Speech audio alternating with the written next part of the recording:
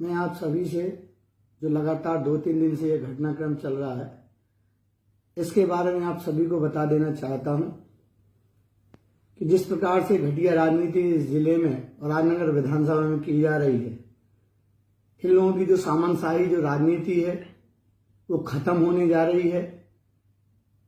आपको मैं बता दूं कि उस दिन का घटनाक्रम, जिस दिन चुनाव थे, वो चुनाव के पहले से मैं बता दूं कि ये जान चुके थे कि हम चुनाव हार गए हैं।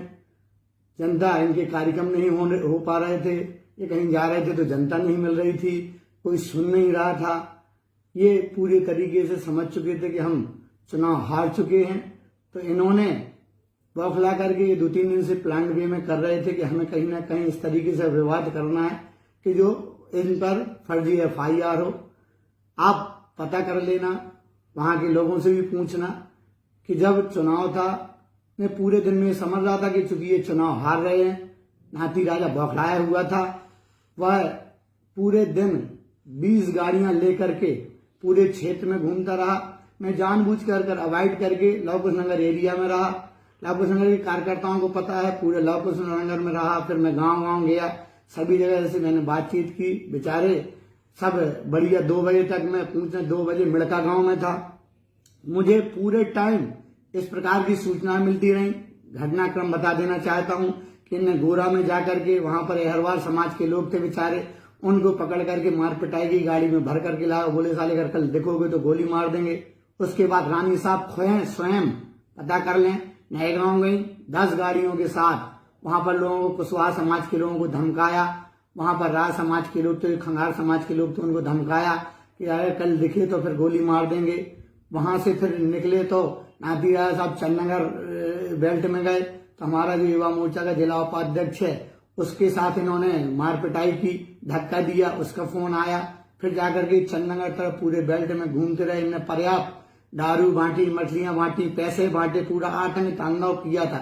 मैं समझ रहा था करने दो, कुछ नहीं होने वाला है। लोग समझ चुके, हर बार 20 साल से यही कर करके चुनाव जीत रहे थे। मुझे पता था, जनता का भरोसा मुझ पे था। लेकिन फिर मैं जब 2 बजे लौट के आया तो मैंने कहा कि इन सबसे मिलूं, बेचारे डरे हुए हैं, सहमे हुए हैं। तो मैं गया, मैंने सबको बुलाया अपने घर पर। 5-6 गाड़ियां लेकर के मैं गया। तो मैंने सोचा कि यहाँ बमीठा होते हुए, चंदनगर होते हुए, मैं सूरजपुरा होते हुए यहाँ से अपने घर आ जाऊंगा तो लोगों को, बेचारों को, इनको एक ढांढस बनेगा। मैं गया, मैं सबके साथ में लिया। मैं जाकर के चंदनगर में केवल 2 मिनट रुका और मैंने सबसे बातचीत की। वहां पर हमारे कार्यकर्ता आ गए। उसके बाद मैंने कहा कि चलो जाओ, सो अपने अपने घर, और सुबह से पोलिंग बूथ पर पहुंचना है। ये सारे लोग अपने अपने पोलिंग बूथ पर सुबह पहुंचने के लिए चले गए। हम लोग ऐसे जाकर के सूरजपुरा टोरिया होते हुए यहाँ रंगफाल और पहाड़ी के बीच में उस साइड से इनको सूचना लग गई थी। एक व्यक्ति पीछे हमारे गाड़ी लगा दी गई थी चंदनगर से, जो कि अमर दादा लिखा है उसकी गाड़ी में, अमर सिंह राजपूत पीछे लगा। और उसने लोकेशन दे दी कि इस साइड से गाड़ियां आ रही हैं।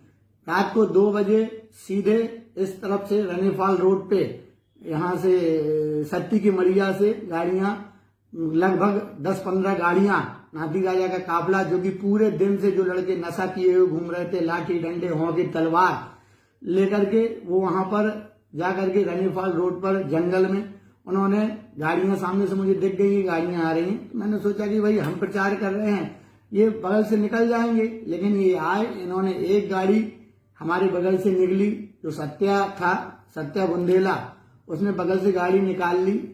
तो एक वहां से जो नाती राजा के आगे जो गाड़ी लगी थी, मैं ये घटना कोई भी झूठ नहीं बोलूंगा, मैं इतना घटिया नहीं है जिस तरीके से ये केवल लाश पर राजनीति कर रहे हैं। मैं आपको बता दूं कि इन्होंने गाड़ी, सत्या की गाड़ी मेरे बगल से क्रॉस हुई, जबकि मैंने कांच भी खोला इंसानियत के नाते, वो सत्या जानता है। और मैंने कहा कि और ठीक है, तो उसने कुछ नहीं बोला। सामने से एक गाड़ी आई, मेरी गाड़ी के सामने जस्ट लग गई। फिर दूसरी गाड़ी निकलने के लिए जगह नहीं थी, उनने जानबूझ करके मेरे सामने गाड़ी लगा दी। वहां से उनके लोग उतरे, लाठी डंडों से लैस, बिल्कुल हथियार लिए, अद्दी लिए थे, वो निकले। यहाँ से हमारे लोग निकले, बढ़िया बातचीत, गाली गलौज लोगों ने की, बढ़िया बेइज्जती करने का प्रयास किया। मैं गाड़ी से नहीं उतरा, वाह, मैं झूठ नहीं बोलूंगा, नाती राजा जी गाड़ी में बैठे थे, वो भी गाड़ी से नहीं उतरे। ये लड़कों में हॉट टॉक होती रही, एक दूसरे गाली गलौज करते रहे। बाद में गाड़ी फिर बीच बचाव हुआ, इस साइड से उस साइड से सब लोग गाड़ी हटाने लगे। इतने में फिर एक बार भैंसाबासी हुई, गाड़ी बोले हाँ हट रही, नहीं हटाई। इन्होंने फिर धीरे से बोला वहां पर कि हाँ गाड़ी निकाल लो।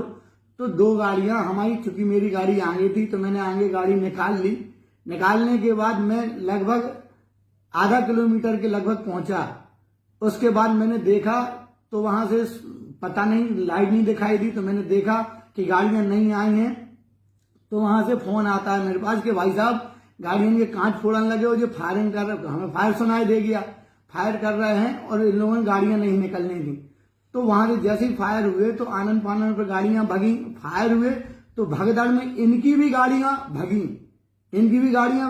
राय साहब खुद भगे। वो जितने लड़के थे, ईश्वर साक्षी है, ये जो कर रहे हैं, ये घटिया राजनीति कर रहे हैं। इनके कम से कम 70% लोग भूत थे, दारू में के नशे में थे, आधा दिन गालियां गलौज कर रहे थे, डंडे लिए थे। इनकी गाड़ियां भगी। वो सलमान जो है, मैं चूंकि निकल चुका था, बताया ये है, मैं झूठ नहीं बोलता, चूंकि कि वो गाड़ी पे चढ़ने की उसने कोशिश करने में वो गेट छूट गया, वो बैठ नहीं पाया। पीछे चूंकि उनकी गाड़ियां स्पीड में भगी तो वो रोनते हुए गाड़ियां निकल गई। अब चूंकि इनके साथ घटना घट चुकी थी, इनको मौका मिला कि अरुण पटेल को अब फंसाया जाए। तो इन्होंने जब मेरे को, तो जब 1 घंटे बाद इसके साक्षी जो ये घटनाएं घटी, सबकी सब मैंने सूचना थानेदार को दी, एसडीओपी की दी, जो ये कर रहे थे पूरे दिन से। और ये वाली घटना की भी मैंने सूचना दी। जब फोन आया मेरे पास, गाड़ियां आ गई, सारी गाड़ियां, चूंकि कांच टूटे हुए थे, लोग घबराए हुए थे। तो मैंने कहा चिंता नहीं करो, चलो घर चले। खून निकल रहे थे, हमारे 4-5 लोगों को खून निकल रहे थे। मेरे पास 1 घंटे बाद, मुझे नहीं पता था कि सलमान के साथ क्या हुआ है, और मैं इतना घृणित कार्य नहीं करता हूं। ना निकले तो मैं राजनीति छोड़ दूंगा।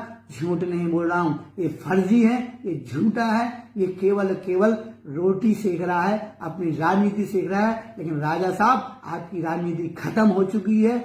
आप सुकून से घर में रहो, जनता का विनाश नहीं करो। खर्राव की जनता भोली भाली जनता है, इस तरीके का तांडव खर्राव में नहीं फैलाओ। सब डरे सहमे हुए लोग हैं, लेकिन मैं भरोसा दिलाता हूं कि इस तरीके केस मेरे को तोड़ नहीं सकते। मैं ये भरोसा दिलाता हूं, प्रशासन पर मुझे भरोसा है, मुझे अधिकारियों पर भरोसा है कि वो न्यायिक जांच करेंगे और जो दोषी होंगे उन पर कार्रवाई होगी, और जो निर्दोष होंगे वो बचेंगे। इस तरीके से किसी के परिवार को उजाड़ने का ना तो तुम्हें अधिकार है और ना प्रशासन को अधिकार है। जय राम जी की।